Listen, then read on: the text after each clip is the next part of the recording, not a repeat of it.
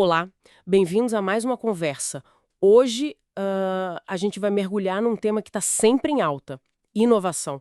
Só que por um ângulo um pouco diferente, sabe? Mais realista. Nossa inspiração vem da newsletter Agilidade Executiva, do Moisés Falcão. É o episódio 34, com o título Design e Inovação com Pé no Chão.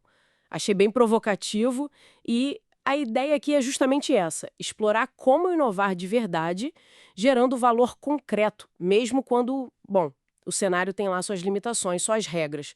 Sai um pouco daquela corrida pela disrupção a qualquer custo, né? O texto do Falcão já começa cutucando isso.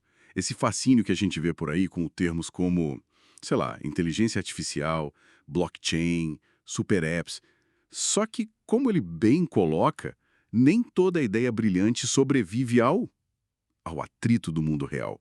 Como é que a gente lida com isso, então? É um ponto excelente para começar e para todo mundo ficar na mesma página. O texto propõe umas definições importantes, né, para alinhar o entendimento. Primeiro, inovação, que é assim, basicamente é criar algo novo ou melhorar o que já existe de forma que faça uma diferença real.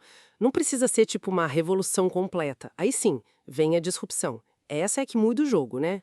Muda a lógica de um setor inteiro. O exemplo do Pix é ótimo. Acaba com aquela coisa de doc, TED, boleto como era antes. Ou o streaming versus DVD, né? Bem claro. E tem também a melhoria contínua, que são aqueles ajustes, né, passo a passo, baseados em dados, feedback real.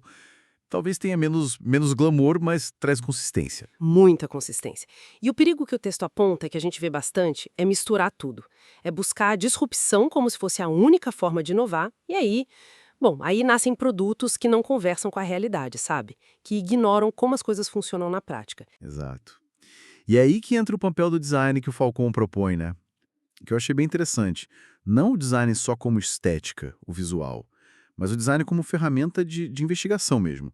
De escutar, de ter empatia, para entender o problema de verdade e entregar valor ali, naquelas condições que existem, com as limitações e tudo. Perfeito! E essas limitações, o tal do contexto que o texto menciona, elas são parte do jogo. Não tem como fugir. A gente está falando de quê? Exigências legais, protocolos de segurança, burocracias que, sei lá, ainda dependem de papel, de carimbo e sistemas antigos. Não dá para simplesmente fingir que não existe. É o que ele chama de é o que é. Tem que lidar com isso. Pois é. E para ilustrar essa ideia de dançar com as restrições, como o texto fala, tem uns exemplos ótimos. Um que me chamou a atenção foi o da solução para petições judiciais.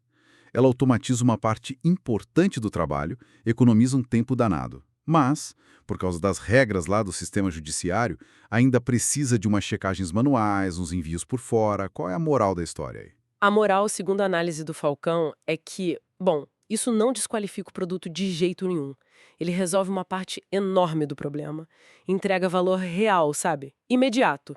Não é aquela solução 100% automatizada dos sonhos? Talvez não, mas é um avanço concreto dentro do que é possível hoje.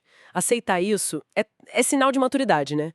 Entender o progresso incremental. Faz todo sentido. E tem outro exemplo parecido sobre um app para agendar exames na saúde pública. O app agiliza o processo, melhora a comunicação com o paciente, o que já é ótimo, mas na hora H, lá no posto ou hospital, a pessoa ainda tem que levar documento físico, por causa da regulamentação. De novo, a mesma lógica. Vamos jogar o app fora por causa disso? Claro que não. Ele já melhorou muito a jornada do paciente até ali. Aceitar essas imperfeições, entendendo que a melhoria é parcial, mas ainda assim muito valiosa, é o que o texto chama de maturidade das equipes de produto. É sacar que nem todo projeto vai ser capa de revista. E tudo bem. Isso. E acho que aí a gente chega no coração da mensagem do texto, né? Que a inovação de verdade, aquela que pega, tem muito mais a ver com relevância para o usuário do que só com a novidade pela novidade. A melhoria contínua, mesmo sendo menos chamativa, muitas vezes é o caminho mais seguro, mais sustentável, para criar coisas que funcionam de verdade e ajudam as pessoas no longo prazo. E é interessante notar que, muitas vezes, o impacto de verdade, aquele que facilita a vida, que reduz custo, que desafoga a equipe, ele está escondido nessas melhorias que parecem pequenas, sabe? São ajustes que vão tornando a experiência mais fluida, mais simples, às vezes de forma quase invisível, mas que no acumulado fazem uma diferença enorme.